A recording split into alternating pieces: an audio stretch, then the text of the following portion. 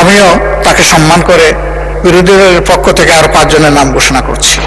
গতকালকে অর্থবহ আলোচনার পর আমরা একটা প্রস্তাব দিয়েছিলাম যে একটা কমিটি হলে আমরা উভয়ে এই সমস্যা নিরসনে ভূমিকা রাখার সুযোগ পাব।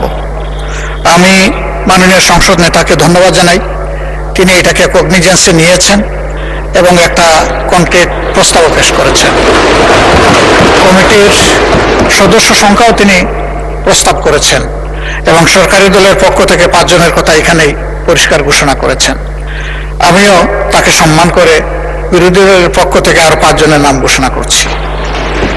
জনাব সাইফুল আলম খান, ঢাকা 12, নুরুল ইসলাম, চাঁপাইনবাবগঞ্জ 3, আব্দুল বাতেন, ঢাকা 16, মোহাম্মদ আবুল হাসনাত, কুমিল্লা 4, মুফতি মাওলানা আবুল হাসান, সিলেট 5। এই 5 জন ইনশাআল্লাহ একসাথে কাজ করবেন এই কমিটির সাথে।